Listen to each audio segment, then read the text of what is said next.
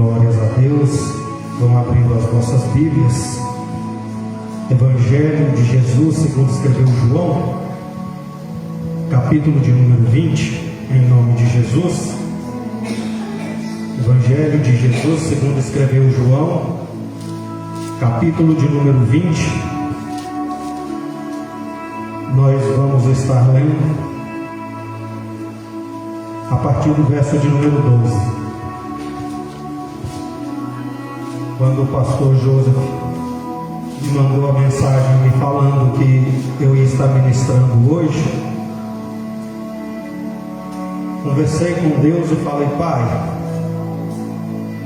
me mostra uma palavra, porque a tua igreja merece ouvir a tua voz. E hoje nós viemos ali da fazenda da irmã Ivone, onde estou trabalhando. E no meio do caminho, dirigindo na estrada de chão, Deus colocou no meu coração: prega João 20. E eu falei: mas Pai, é o quarto elo da nossa campanha, agindo Deus, quem impedirá? E Ele novamente bradou no meu coração: João 20. E lendo essa passagem, eu falei com Deus: confirma no culto o que o Senhor quer que seja pregado. E louvores foram entoados falando sobre a morte de Jesus. E Deus me fez caminhar até a sua ressurreição para falar um pouco sobre a sua morte e ressurreição, mas também falar sobre a preocupação das pessoas com as coisas terrenas e se esquecendo das promessas que Deus fez nas nossas vidas. Amém? Amém. João 20, verso de número 12 a seguir, que diz assim: e viu dois anjos vestidos de branco, assentados onde estivera o corpo de Jesus, um à cabeceira e outro aos pés. E disseram-lhe eles: mulher, por que choras? E ela lhes disse: porque levaram o meu Senhor e não sei onde puseram. E tendo dito isto, voltou-se para trás e viu Jesus em pé, mas não sabia que era Jesus. E disse-lhe Jesus: mulher, por que choras? Quem buscas? Ela, cuidando que era o jardineiro, disse-lhe: Senhor, se tu o levaste, dize-me onde o puseste, e eu o levarei. E disse-lhe Jesus: Maria. E ela, voltando-se, disse-lhe: Raboni, que quer dizer mestre.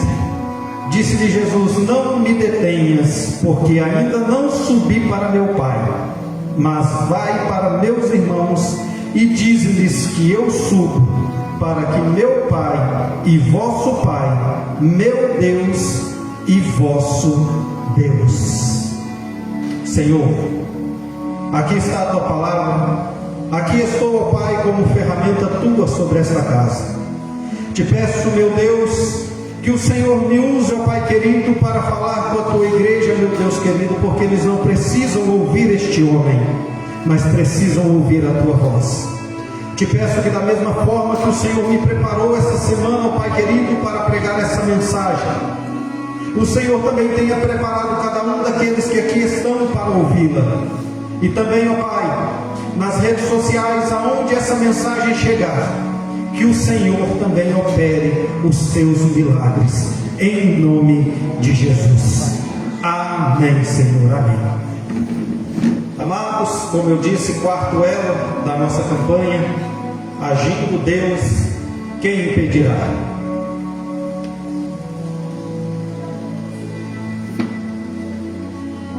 E hoje eu quero trazer para os meus irmãos uma mensagem rápida,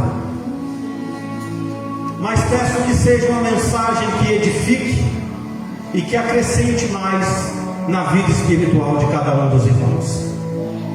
Porque, meus amados, eu recebi a confirmação que eu ia estar trazendo a mensagem hoje, pela manhã. Mas eu passei uma semana tão turbulenta que eu pensei que ela não teria mais fim. Foi tanta guerra, tanta batalha, e eu não entendia. Falava: Deus, mas por que tudo isso? Tenho orado, tenho buscado, tenho me entregado ao Senhor da forma que o Senhor quer que seja entregue. Por que tu permites, ó Pai, tanta prova sobre mim? E hoje foi confirmado. Porque nós que somos aqueles que estamos na direção de qualquer tipo de ministério, sabemos que quando recebemos a oportunidade para poder fazer a obra de Deus, o inimigo se levanta com fúria para tentar nos parar. A semana parecia que não ia ter fim, mas ela teve um fim. Eu pensei que o meu nome ia ser jogado na lama por causa de acusações infames de Satanás, mas estava tranquilo porque sabia que quem me justificaria seria meu Deus, e fui justificado pelo meu Deus. Hoje, ao sairmos de casa, minha esposa perdeu a chave de casa. Chegamos em casa, nada de achar. Falei: Deus, eu não vou para o culto, porque não consigo entrar na minha casa e trocar de roupa e pegar minha Bíblia. Deus falou: mexe nas janelas. Todas as janelas trancadas e trincadas por dentro. Eu consegui abrir uma janela. Pulei e abri a porta da cozinha. E falei: Pai, se a semana foi desse jeito, é porque a tua mensagem tem que falar no coração de quem estiver lá. Chegamos atrasados, mas chegamos em nome de Jesus. E foi através disso também a confirmação da mensagem de hoje, porque se eu ficasse preocupado com as coisas que estão acontecendo sobre essa terra e que nos cercaram a semana toda, não estaria aqui hoje para pregar essa mensagem. E creio que cada um dos que aqui estão também, se tivesse se apegado a tudo que aconteceu com vós no meio da semana, também não estariam aqui hoje para ouvir a palavra do Senhor ser pregada. Creio que vocês deixaram situações complicadas para trás para estar aqui hoje. Muitos não estão aqui hoje porque não deixaram de fazer as coisas da terra para estar aqui fazendo as coisas espirituais. Mas entraremos na Bíblia para provar que somente quem busca o espiritual de Deus recebe as bênçãos e ela permanece. Porque Deus, ele age na vida de todos, mas o agir de Deus para prevalecer tem que ter obediência e fidelidade. Porque a busca das coisas da terra haverá um tempo para acabar, mas as do reino não se acabam e nunca se acabarão. E todo aquele que deixa as coisas dessa terra para buscar as coisas do reino é glorificado por Deus nessa terra, e depois é assunto aos céus, como o próprio Jesus foi, para a glória de Deus Pai. Aleluia. E antes de ficarmos um pouco nessa parte que lemos de João 20, a partir do verso de número 12, vamos voltar um pouco na Bíblia. Quando Jesus caminhava com seus discípulos e disse que era necessário que ele fosse entregue na mão dos anciões para sofrer as dores que ele tinha de sofrer, Pedro disse a ele: mestre, que isso não seja feito, que não seja assim. Jesus disse a ele: para trás de mim, Satanás. Mas por que Jesus disse isso a Pedro? Porque Jesus estava alertando Pedro, dizendo para ele: você está preocupado com as coisas dessa terra, mas tem que ser cumprido a palavra de Deus, a profecia de Deus tem que ser cumprida. E ninguém nessa terra poderá impedir que a ação de Deus seja cumprida. E assim foi feito, e assim se cumpriu.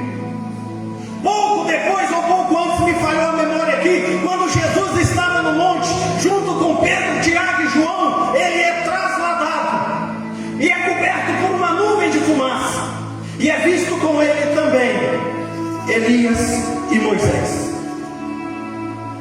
Mais uma vez os seus discípulos dizem a ele: mestre, que bom que estamos aqui, porque podemos preparar para ti e para Elias e para Moisés uma tenda.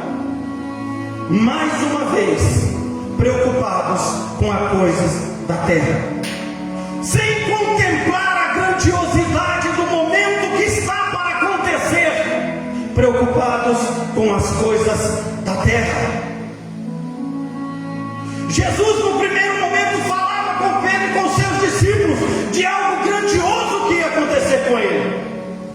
As dores eram necessárias, mas o maior dos milagres aconteceria depois.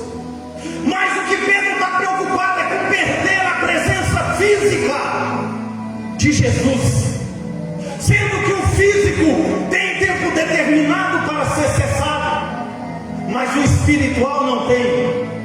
Enquanto se preocupava com as coisas dessa terra, Jesus estava ensinando: buscar primeiro o reino de Deus e a sua justiça, e todas as coisas vos serão acrescentadas. Então por que duvidar da palavra do Mestre? Por que duvidar daquele que se colocou em uma cruz no Calvário para passar por dores necessárias a nós, mas ele tomou sobre si as nossas dores. Ele foi moído para que nós não fôssemos. Ele foi perseguido, cuspido, escarrado. Ele foi amordaçado, foi levado como ovelha muda ao matadouro. Não deu uma palavra para que você pudesse abrir a boca e glorificar o nome dele sobre essa terra, para que você não se intimidasse diante da presença do inimigo que se levantava contra vós. Jesus se calou no momento do pior. Ele se calou para ensinar para cada um de nós que após aquele pior momento que ele passaria, elevado seria aos céus, e nós seríamos testemunhas dele sobre essa terra. Mas ele não nos deu a certeza que não seríamos perseguidos. Ele não nos deu a certeza que não sofreríamos pelo seu próprio testemunho sobre essa terra. Mas uma coisa ele garantiu: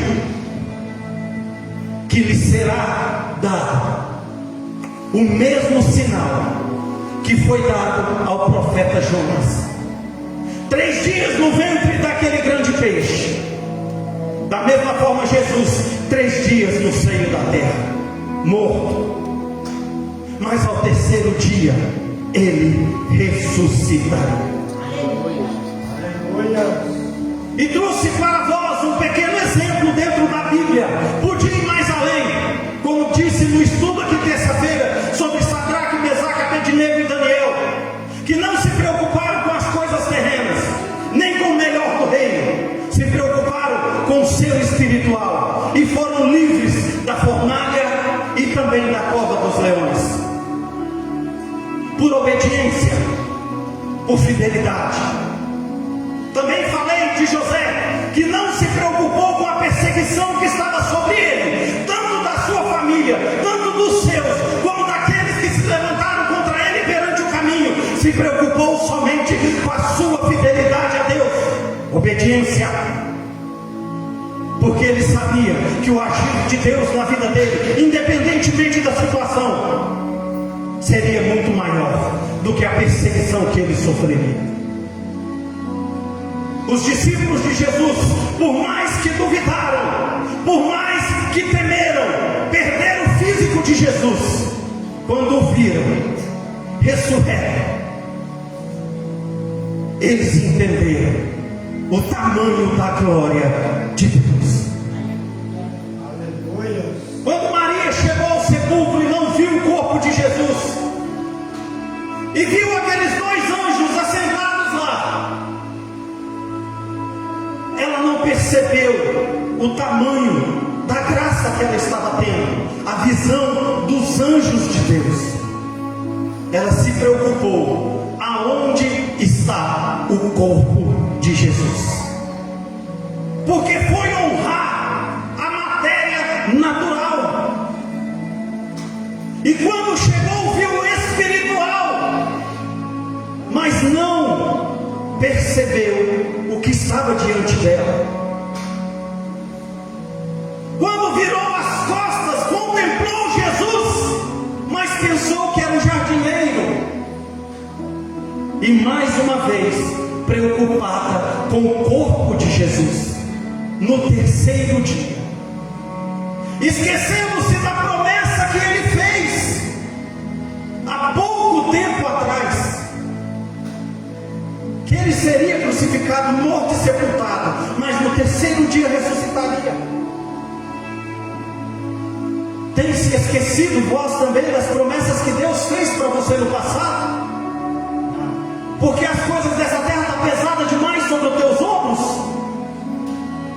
Será que o peso da sua crise financeira é maior do que as bênçãos que Deus tem colocado diante da tua face e você não percebe? Será que as dores que você sente no seu corpo são maiores do que as bênçãos espirituais que Deus tem colocado diante de você? Será que o que você tem vivido nessa terra tem apagado a memória das promessas que Ele te fez no passado? A Bíblia fala que Ele não é filho do homem para que minta, e nem mesmo filho do homem para que se arrependa. Se Ele é fiel para prometer, Ele também é fiel para cumprir as promessas. Então para que duvidar? Para que ficar preocupado com o que está acontecendo aqui? Se isso tem tempo para acabar, vamos nos preocupar com o que está por vir.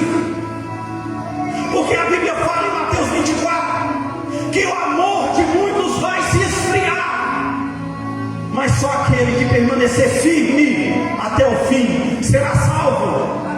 Mas olha o tamanho que essa palavra tem: firme. Não é para amolecer, não é para recair, não é para voltar atrás, é para ficar firme.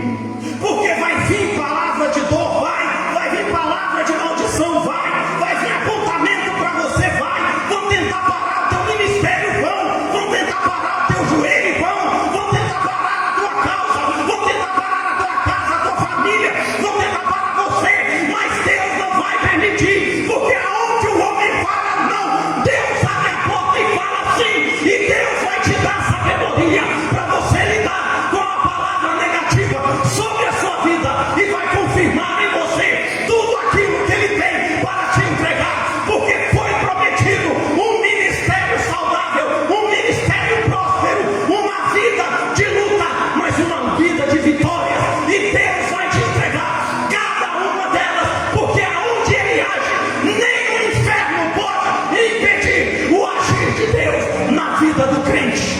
Aleluia! Porque a vitória vem, mas vem para quem busca, não para quem para. A Bíblia não fala que o campeão corre atrás do seu troféu. E olha o preparo que um campeão tem que fazer para conseguir o seu troféu. Ele tem que abdicar de si mesmo. Ele tem que abdicar desejos prazerais da carne. Ele abdica até mesmo da própria alimentação para manter o corpo saudável.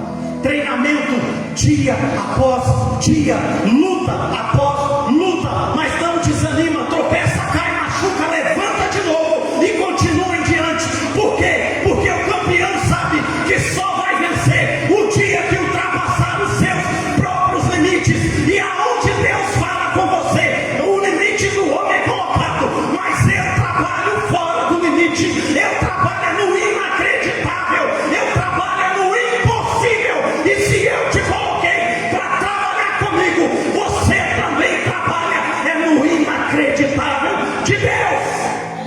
Aleluia! Porque se tu quer vitória, tem que ter batalha.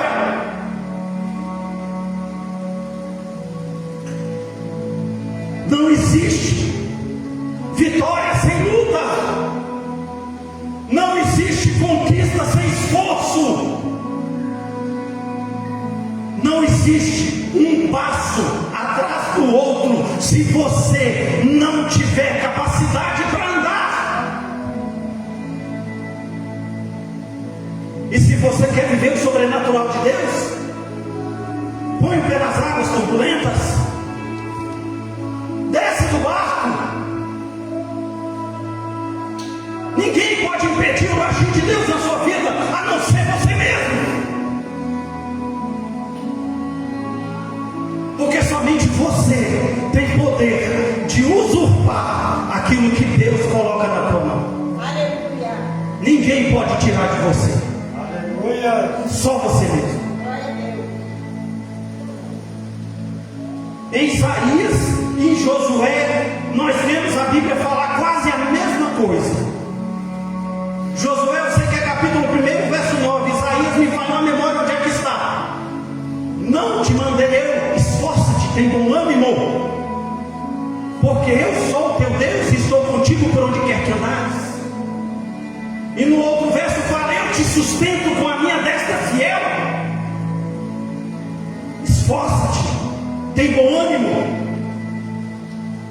Soldado, lutador só vence batalha se continuar em movimento. Já falei isso aqui não sei quantas vezes e continuo falando. Soldado ferido que deita para descansar, morre na batalha. Não está aguentando andar, rasteja, mas não para. Vai buscar abrigo, vai buscar lugar seguro. E se aonde você está não é seguro, Deus vai te mostrar aonde é um lugar seguro para você se amparar. Porque o próprio salmista fala que aquele que habita no esconderijo do Altíssimo, a sombra do Onipotente, descansará. E somente assim você vai poder dizer do Senhor: Tu és o meu Deus, o meu refúgio, o meu baluarte, Deus meu, em quem confio. Não há confiança nessa terra, não há confiança no ser humano, porque todo ser humano tende a falhar e decepcionar o seu próximo. Ninguém vai te agradar 100% sobre essa terra, não vai. Não tem pastor que é bom demais para a igreja, não tem pregador que a palavra é eloquente demais para edificar todo mundo, nem o próprio Jesus sobre essa terra em caminhada conseguiu agradar todo mundo. E quer melhorar? Vamos melhorar. Nem mesmo o próprio Deus hoje consegue agradar todo mundo. Tem sempre alguém reclamando de algo. Ah, mas foi Deus quem fez, foi Deus que me pôs nessa situação. Por que Deus não me tira disso? Por que Deus permite isso? Não é Deus quem permite, porque a Bíblia fala que a permissão dele vem do livre-arbítrio. Então tudo que acontece aqui tem a permissão dele por causa do livre-arbítrio, porque ele não vai ultrapassar o limite que ele colocou sobre vocês, a não ser que você queira que ele ultrapasse, entregando para ele por completo a sua vida, a sua história e tudo que você tem. Só que as pessoas tomam decisões erradas no meio do caminho, confiam em quem não deveriam confiar, se decepcionam. Aí a culpa é de Deus. Comete um erro, se coloca numa situação complicada,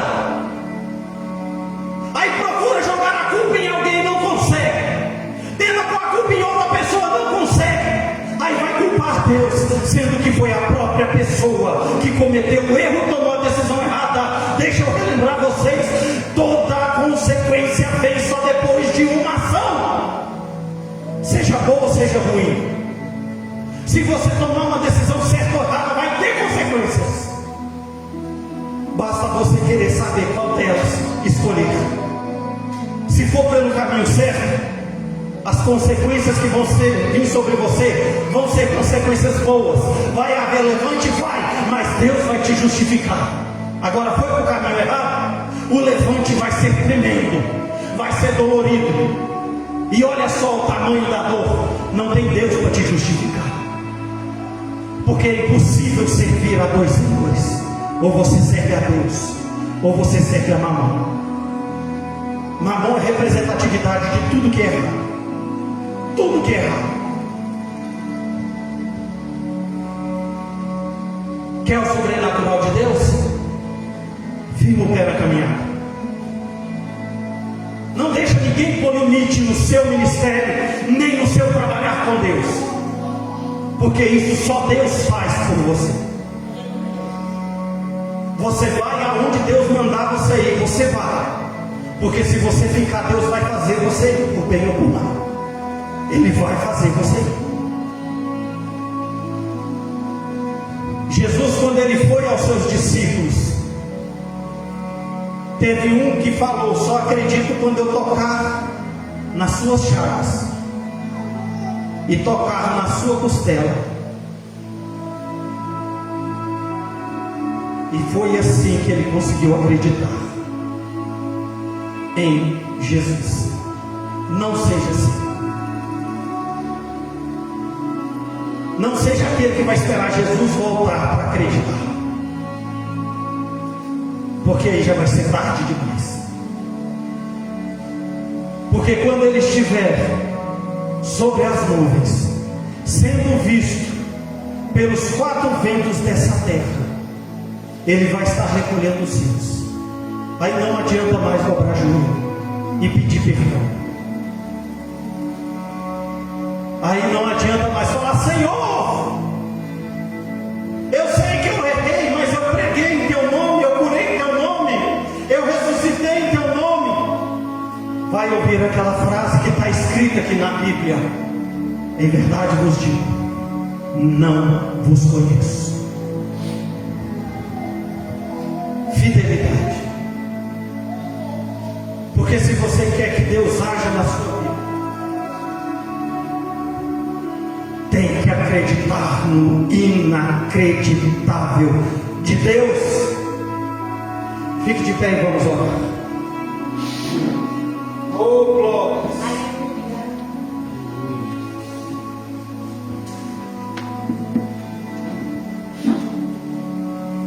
Não fique buscando que Jesus venha aparecer fisicamente para você,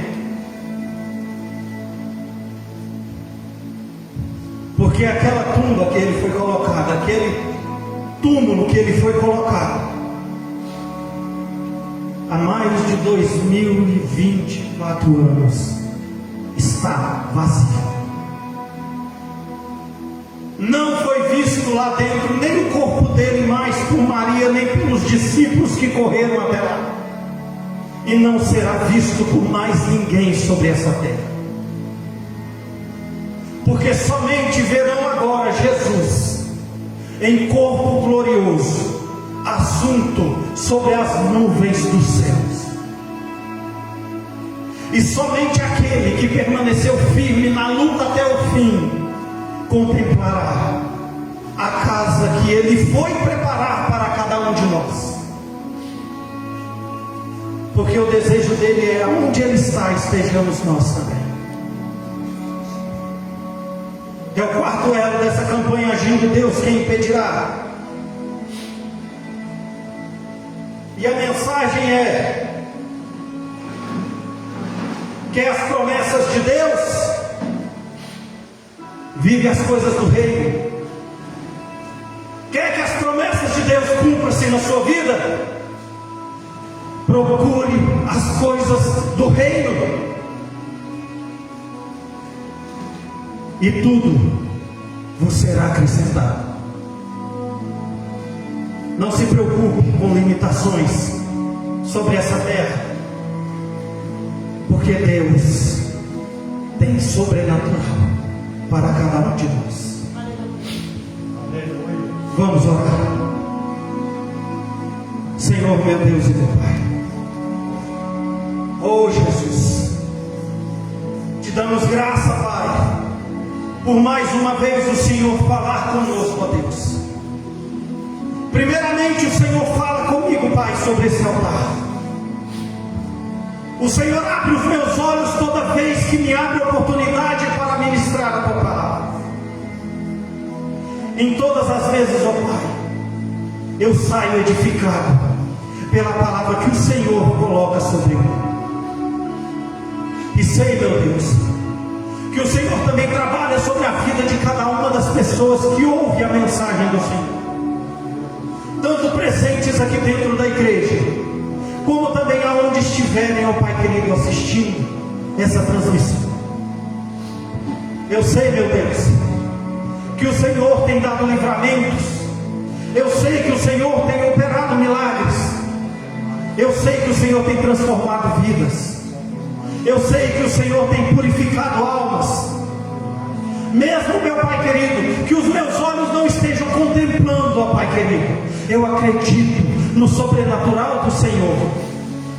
Eu sei, meu Deus, que cada uma dessas pessoas que aqui estão também acreditam nisso, meu Pai.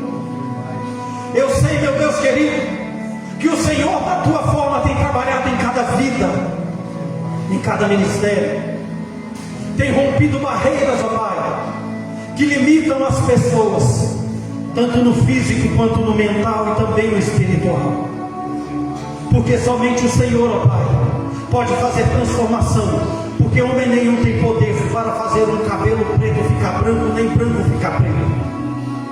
Eu sei, meu Pai querido, que o Senhor tem olhado no interior de cada coração e visto, ó Pai querido, quem tem trabalhado com sinceridade e quem tem usurpado das tuas coisas sobre essa terra, Pai.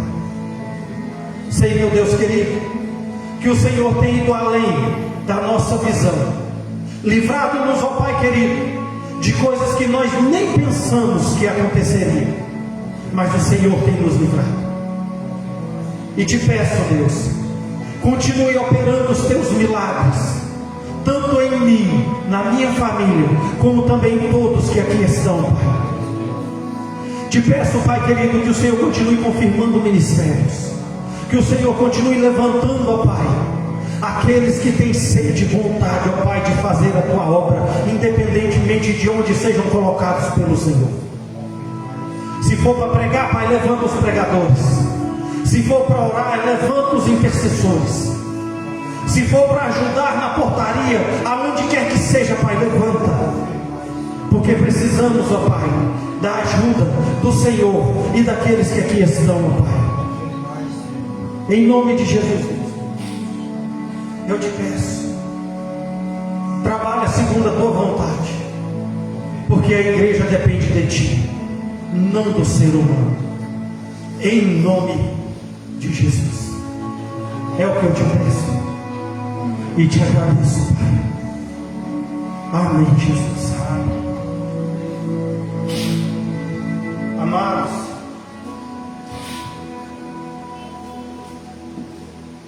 eu peço a vós que continue em oração por esse ministério,